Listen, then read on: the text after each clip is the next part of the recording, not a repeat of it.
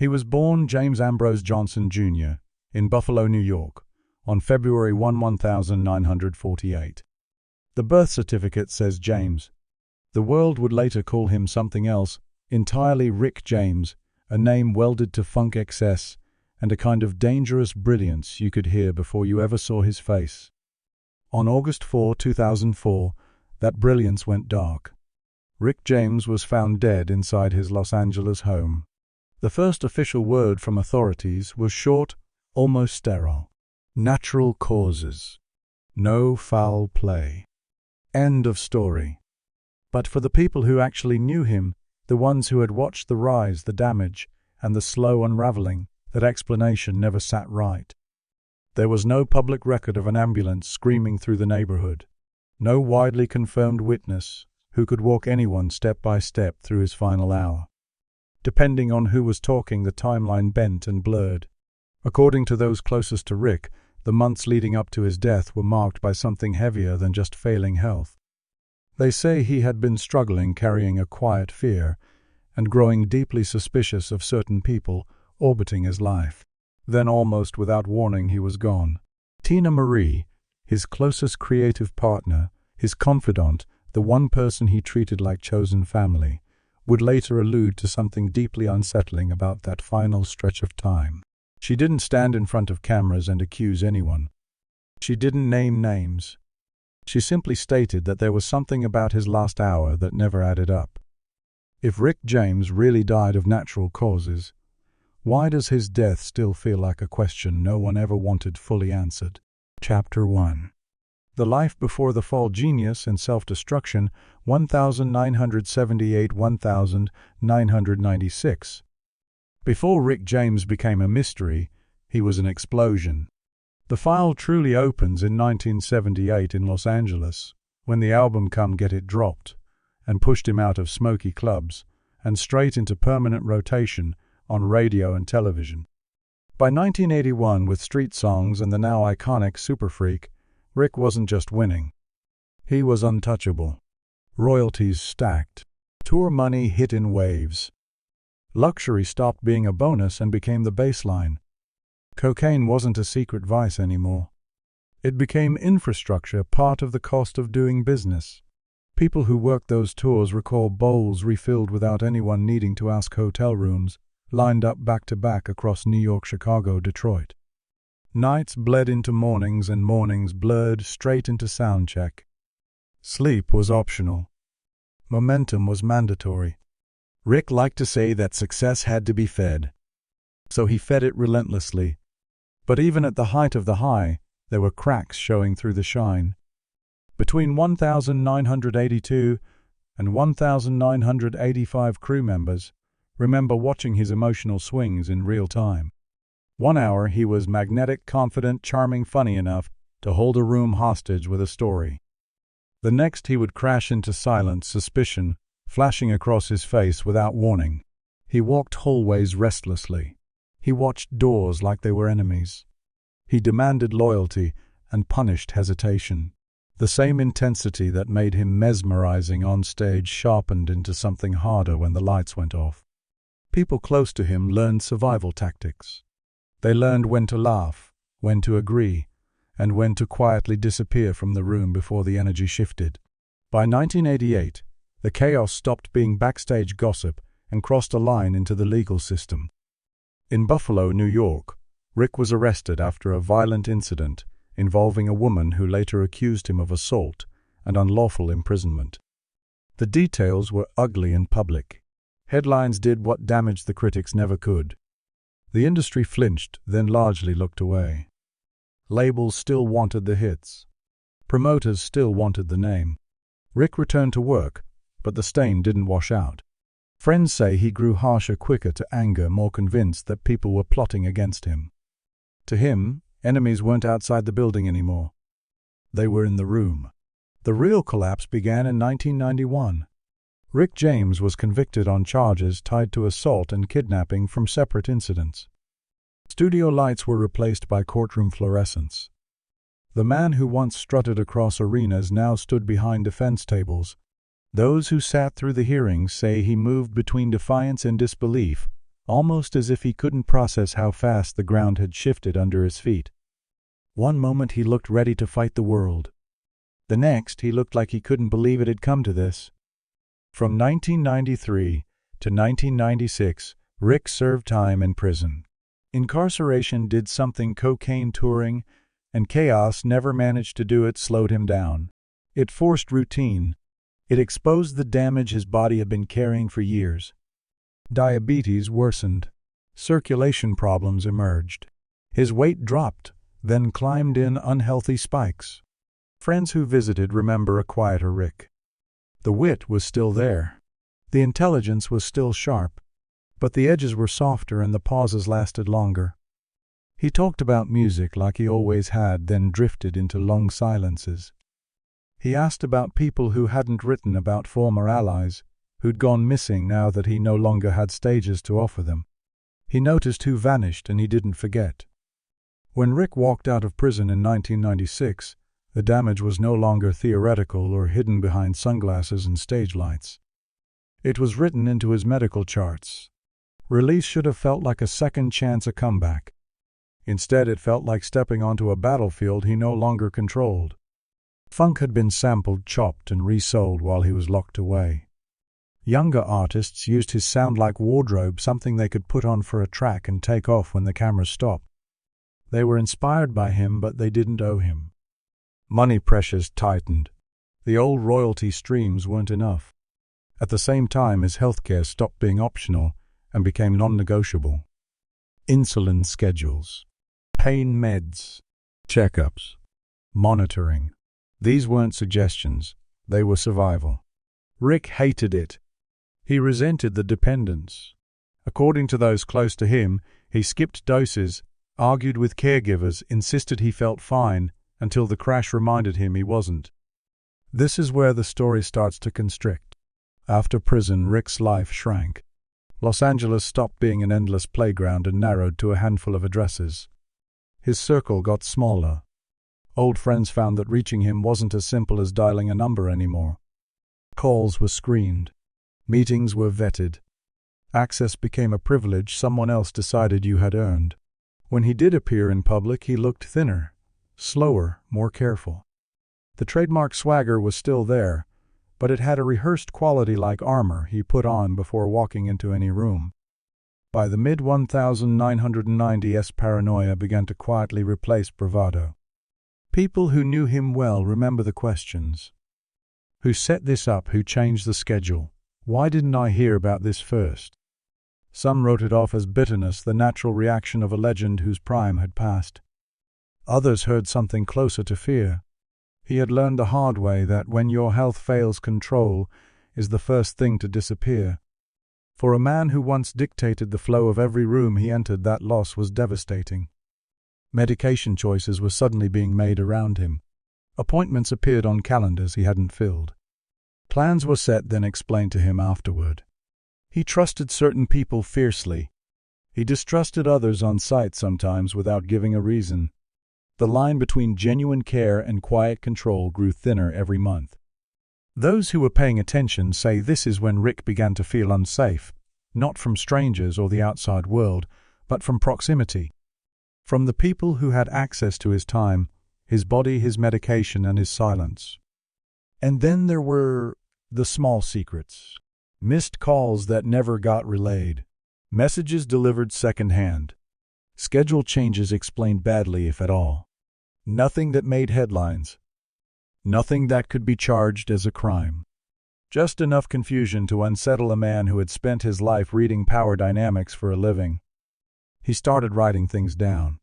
He asked for confirmation twice. He watched people's faces when new decisions were announced in front of him. By the end of 1996, the transformation was complete. The genius was still present. The instincts that had built street songs were still alive. But the body was compromised and the ecosystem around him was no longer built for his protection, only for his management. Rick James had entered a phase of life where a mistake wouldn't come in the form of a loud scandal. It would be quiet, administrative, delayed. A missed dose, a late call, a decision made by someone else when he wasn't looking. That detail matters because long before the day he died, Rick James had already lost the one thing that had kept him alive through years of excess and chaos: control over his own life. When a legend reaches that point, the biggest danger isn't some dramatic conspiracy in the dark. It's neglect. It's silence. It's the empty space where crucial decisions are made without the person they affect sitting at the table. The fall didn't crash in all at once. It settled over him slowly. And inside that settling, between medication schedules, filtered access, and shrinking autonomy, lay the conditions that would later make his final hour so hard to explain. Chapter 2. After prison, frail health, and a tightening circle, 1996-2004. When Rick James walked out of prison in 1996, the damage wasn't just rumored anymore. It could be measured, tested, written into charts. Years of excess had finally collided with confinement, and the man who came out was physically weaker than the one who had gone in. According to people close to him at the time, Rick was living with advanced diabetes, recurring circulation problems, and a heart that no longer handled stress the way it once did. He tired faster. Recovery took longer.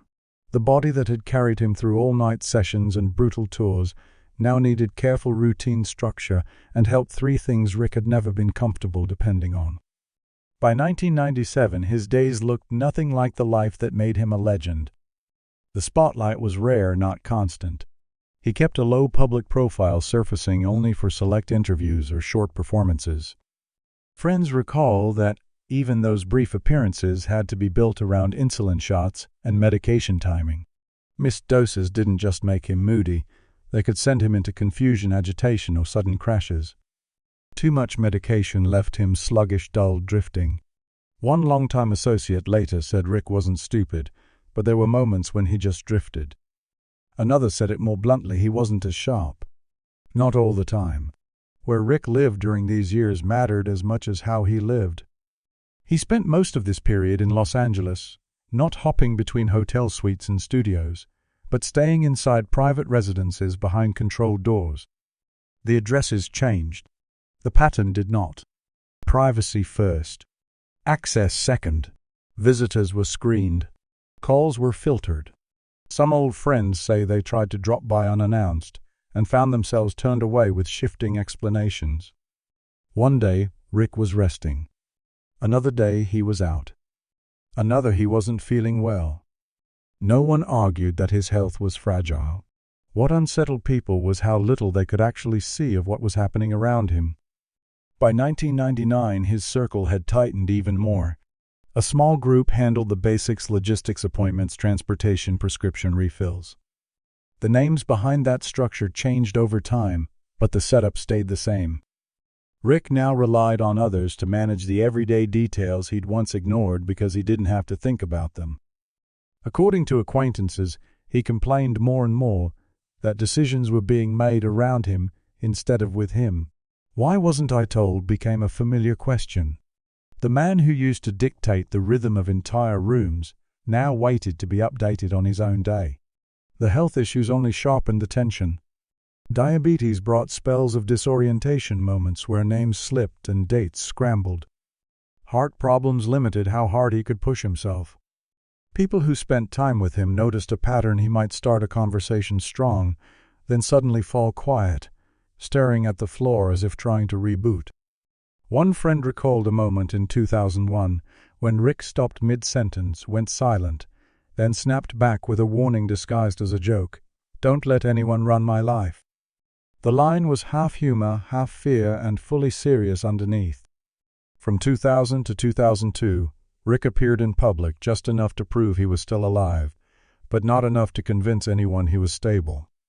Interviews were shorter. Performances were carefully limited. Behind the scenes, people said he battled insomnia, anxiety, and a growing distrust of the very people positioned closest to him. He started asking specific questions: who's controlling my meds, who's setting my appointments, who decides which calls actually reach me? These weren't formal complaints. They were repeated questions, and the fact that he kept asking them says more than any official statement ever did. His living arrangements didn't make things easier. At times, Rick stayed mostly alone with assistants coming and going in shifts. At other points, he shared space with people assigned to help him manage daily needs. But according to visitors, the atmosphere could feel tense. Conversations would suddenly stop when someone new entered the room. Phones went face down. Voices dropped. Rick noticed. He told one longtime friend quietly and without drama, "I don't trust everyone around me." It wasn't a scream. It was resignation. By 2003, his dependence was undeniable. To stay alive, Rick needed help maintaining routines that had once been background noise: eating on time, taking the right dose, showing up for medical appointments. Insulin especially wasn't optional. Missed or mishandled doses could be dangerous, even fatal. Yet people later admitted that from the outside there was no transparent system anyone could point to, no visible care plan, no clear structure explaining who was responsible for his medications, his schedule, his monitoring. That lack of clarity fed rumors, not of conspiracy, but of possible neglect, confusion, or mismanagement. When someone is sick and isolated, even ordinary lapses can become life-threatening. Friends who tried to stay involved described hitting invisible walls. They weren't told no outright. Instead, they were delayed, redirected, gently blocked. Next week. He's not up for visitors today. He'll call you. Sometimes he did call. Sometimes he didn't. Over time, a lot of people stopped pushing, unsure if they were honoring Rick's wishes or someone else's rules. Rick himself seemed to understand exactly how dangerous that was. In private conversations toward the end of 2003, he reportedly described feeling vulnerable, not hunted, not targeted, just exposed. He worried out loud about what would happen if something went wrong. Who would notice? Who would act? Those worries never became official complaints. They were never attached to legal documents. They stayed where so many truths in this business do, in late-night conversations and half-remembered quotes, in the memories of people who were close enough to hear, but not powerful enough to change what was happening. By the start of 2004, Rick James was alive but contained. He was a man living quietly with loud problems. His health was fragile. His autonomy was reduced. His link to the outside world was thin, controlled by design, necessity, or both. And while there is no proof that anyone around him intended harm, the conditions were in place for something terrible to happen without sirens, without witnesses, and without urgency. This chapter matters because it explains what came next: a man weakened by illness, a life organized by others, questions about who controlled care, who controlled access, and who was really listening when he said he didn't trust everyone around him. Chapter 3. The Final Hour, who was with Rick James on August 4, 2004. The last hour of Rick James' life is the point where the record breaks apart. Up until that morning, the story can be followed. After that, it turns into fragments. We know this much: on the morning of August 4, 2004, Rick James was alive. That part has never been disputed. According to people who later shared details with friends and reporters, he had been awake earlier that day, communicating in ways that did not immediately signal a medical emergency. He was at home in Los Angeles, inside the same private residence where his body would later be found. He was not in a hospital bed. No paramedics were actively monitoring him. There were no sirens outside the gate. What happens after that point depends entirely on whose version you hear. Some accounts say Rick spoke to at least one person by phone that morning. Others claim he had in-person contact with someone who saw him talk to him and then left. The problem isn't that these stories exist. The problem is that they never lock together into a clean minute-by-minute sequence. No investigator ever released an official timeline that tracked his last day from waking to collapse. For a man living with serious diabetes and heart trouble, that missing structure stands out like a blank page in the middle of a file. People close to Rick have said that sometime within roughly an hour before he was found, he began showing signs of distress. What kind of distress depends on who you ask. Some describe visible physical weakness, a body that suddenly seemed heavier, to move slower, to respond. Others talk about confusion, the kind that diabetes can bring when blood sugar slips out of control. There was also a rumor passed around quietly among industry insiders that Rick sounded unusually anxious in one of his last conversations. Not screaming, not frantic, just quieter, flatter, unsettled in a way that made people who knew his normal rhythms feel uneasy.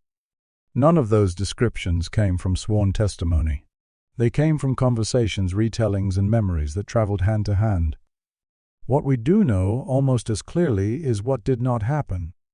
There is no clear public record showing that 911 was called the moment his condition first started to change.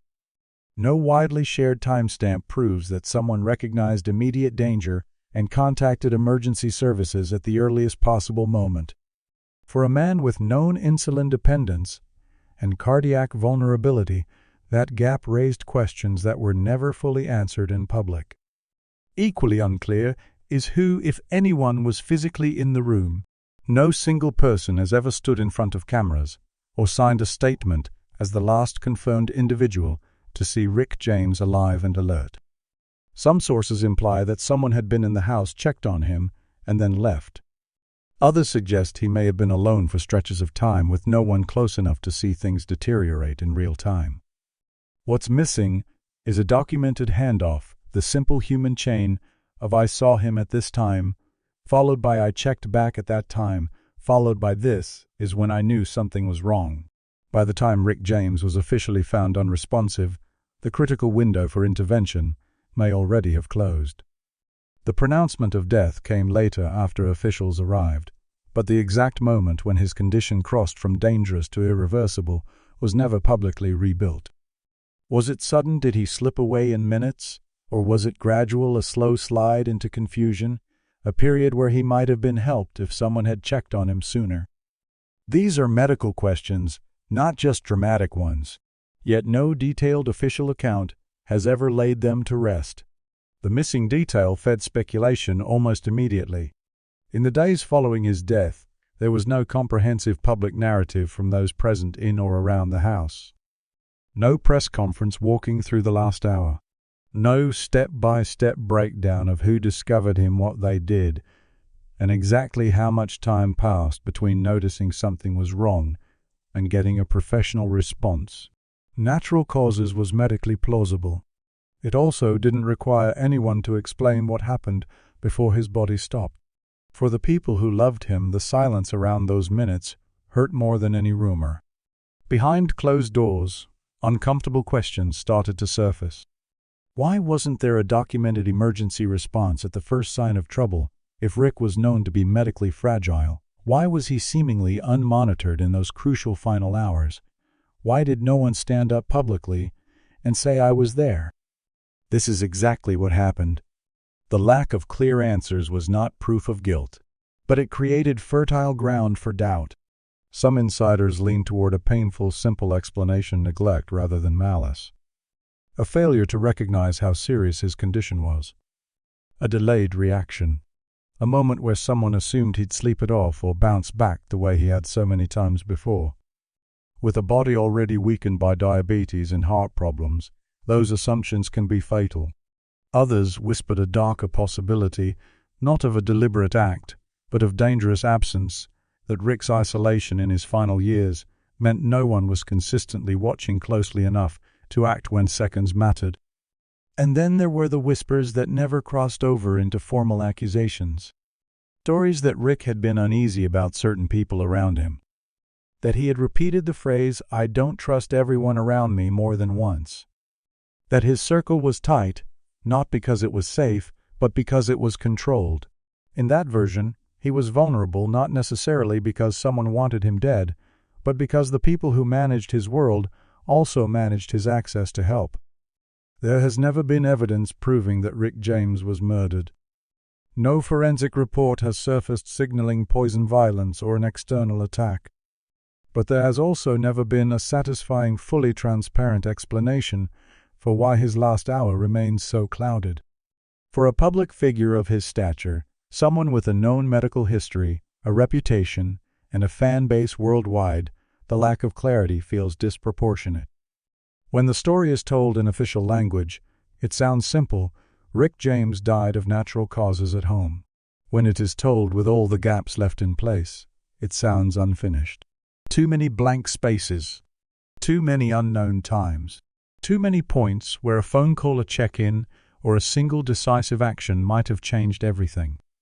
That is why the final hour matters so much in this file. Not because it proves a crime, but because it exposes a system where a vulnerable legend can fade in silence, without immediate help, without clear witnesses, and without a record strong enough to answer the most basic question. Who was there when Rick James needed someone the most? And if the honest answer is that no one truly was, then the tragedy shifts shape. Not into a headline conspiracy, but into something quieter and just as chilling.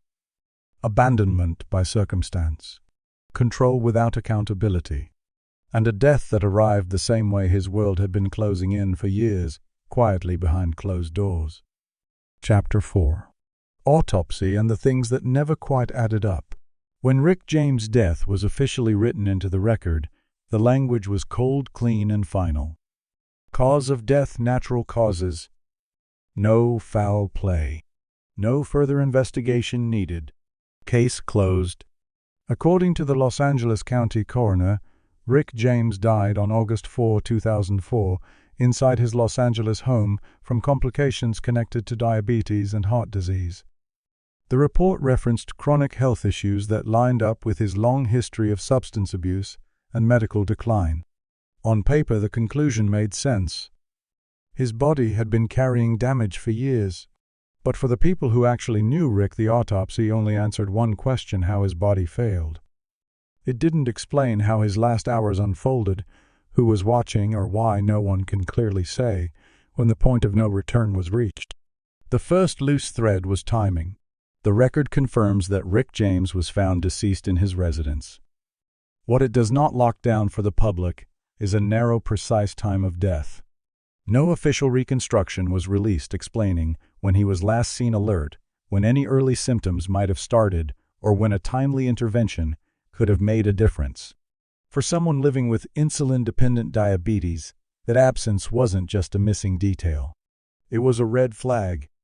Diabetes-related deaths typically don't strike like a lightning bolt out of a clear sky. They build.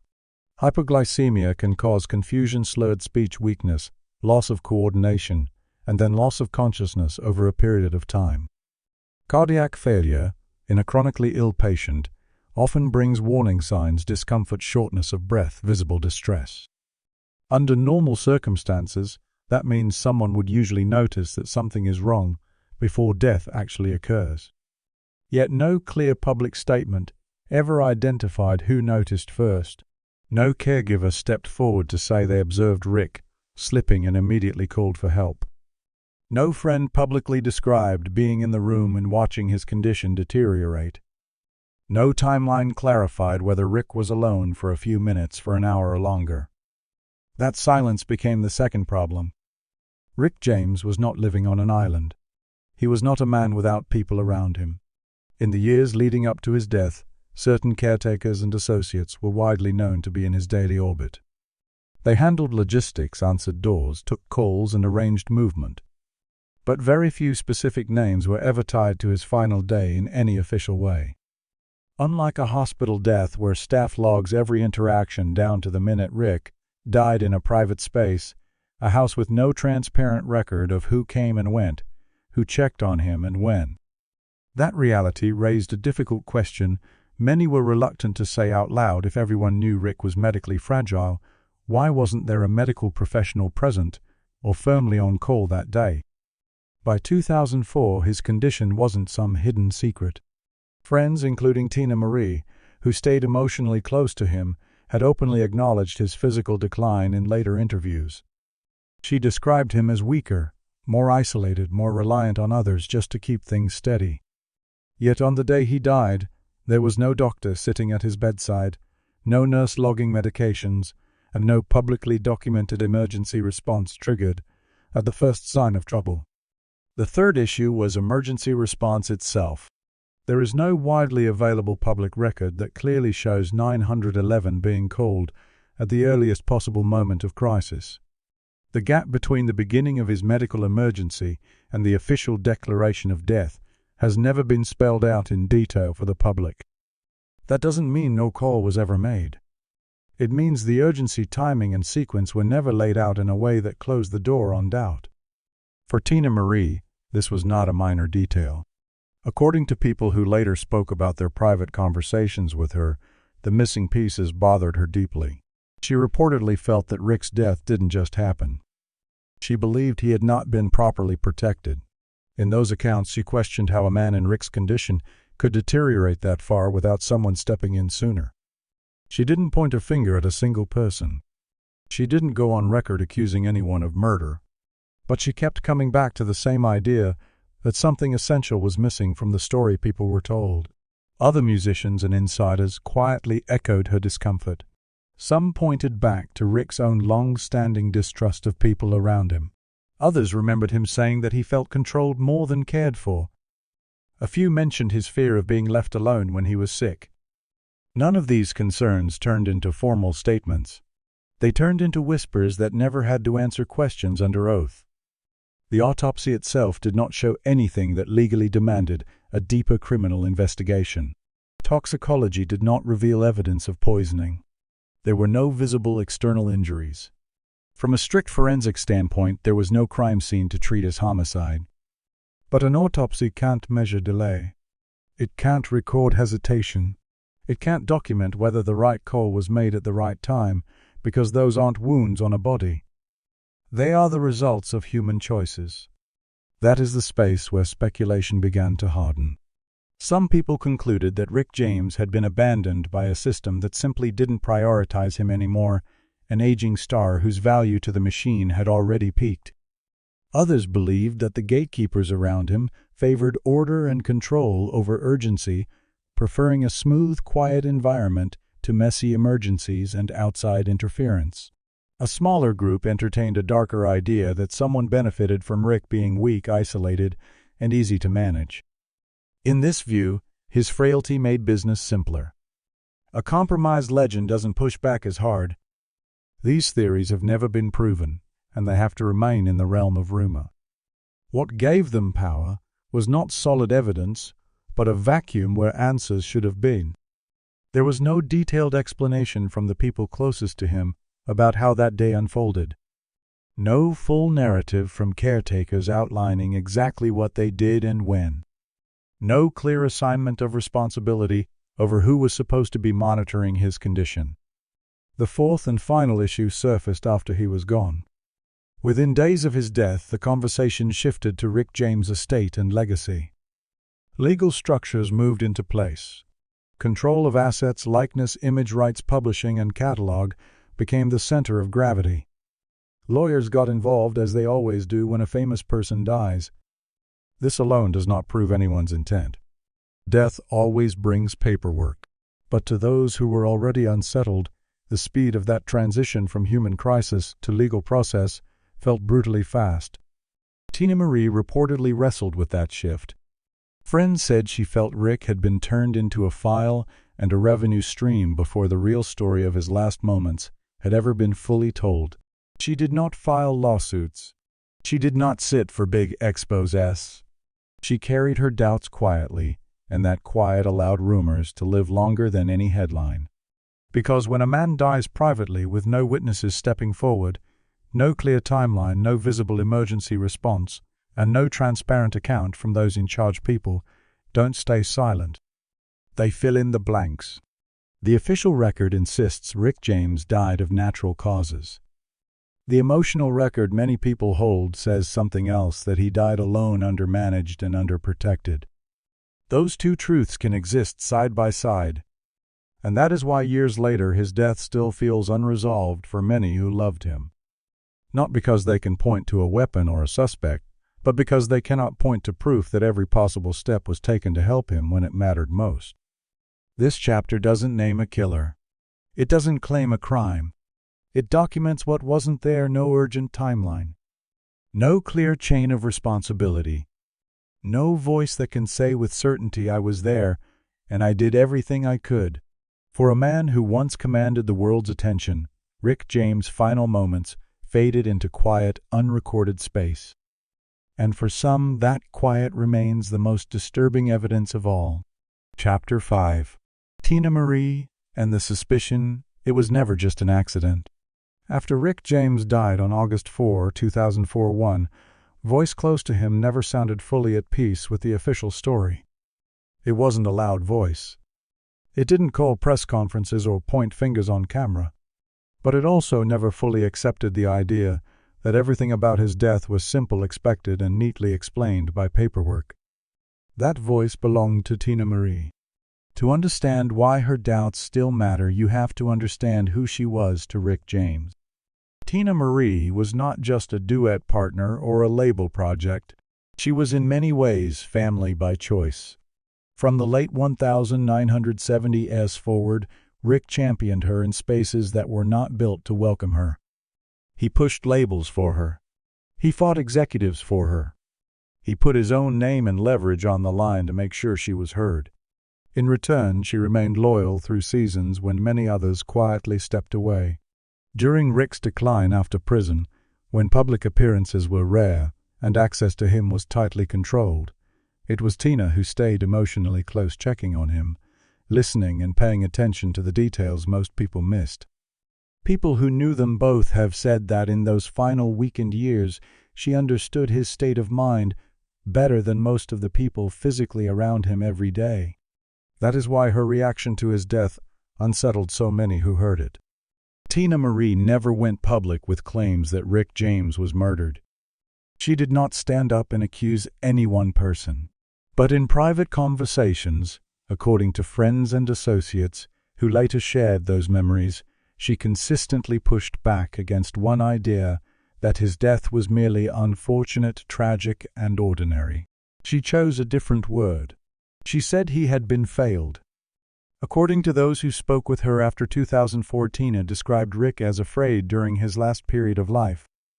Not theatrically paranoid, but quietly uneasy. She believed he felt controlled. She believed he sensed he no longer had full power over who handled his business, his body, and his time. She believed that the structure around him was set up to manage him first and protect him second. He didn't just die, she was said to have told people close to her. He was failed. That sentence mattered because Teena had seen all the earlier versions of Rick. She had stood next to the reckless, fearless, defiant version who played with danger like it was part of the job. What she described near the end was something else, a man who was more cautious, more watchful, more suspicious of who touched his affairs, who scheduled his days, who controlled his medications.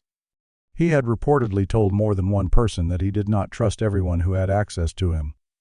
Those words never landed in an official report. They lived in the memories of those who heard them. After his death, things moved quickly in another direction.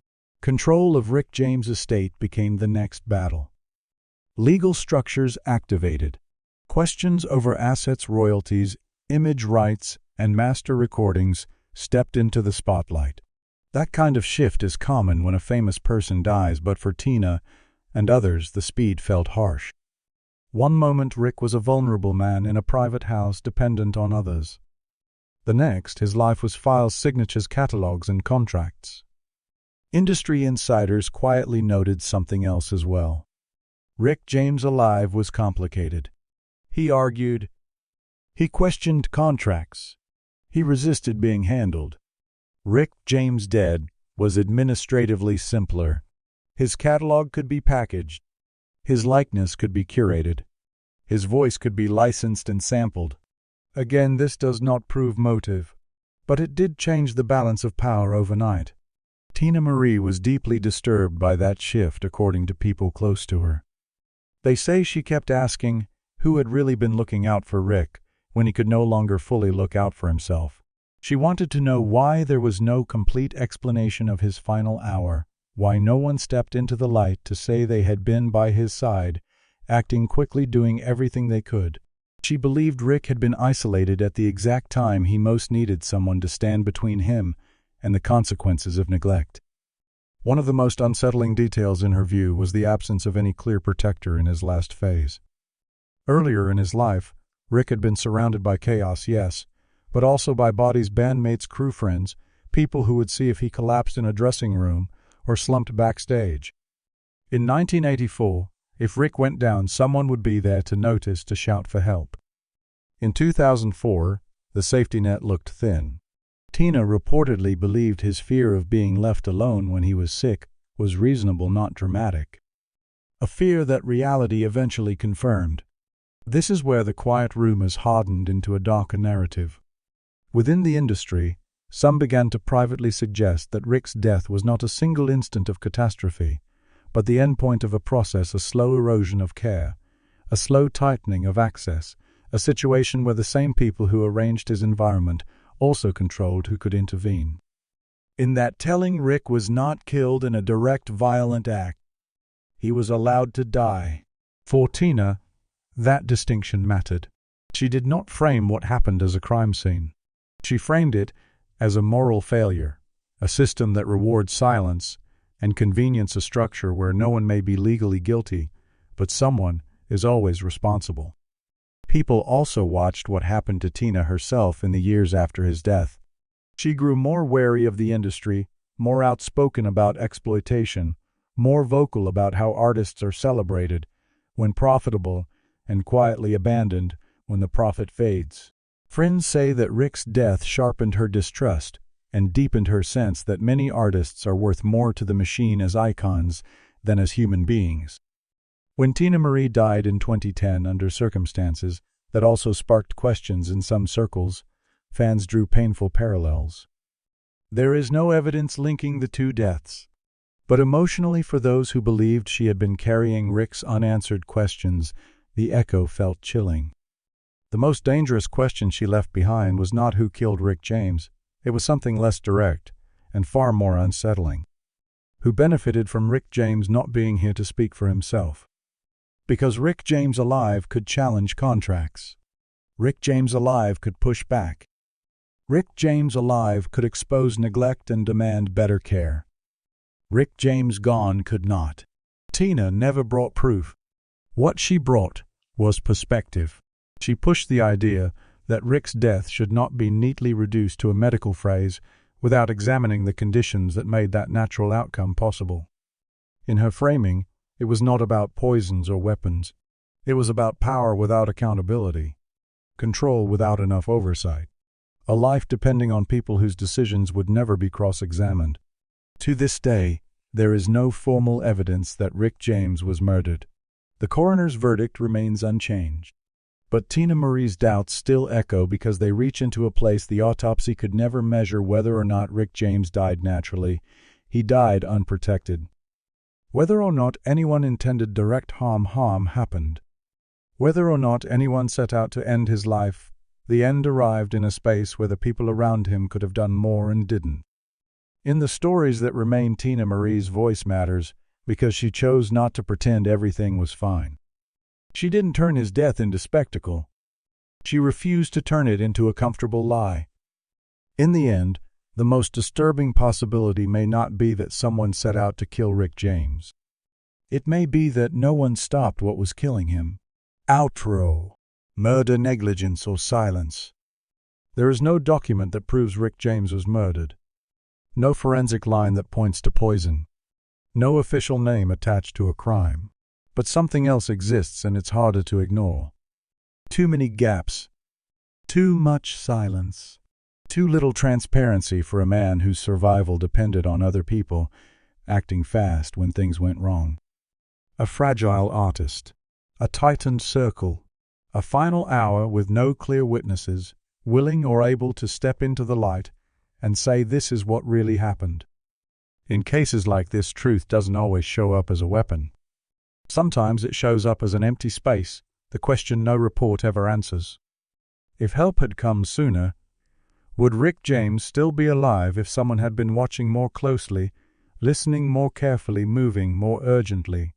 Would the ending have been different? Whether through negligence, convenience, or quiet control, the outcome was the same. He died alone, and the system around him continued. This story isn't about naming a killer. It's about facing a pattern, one where vulnerable legends fade behind closed doors.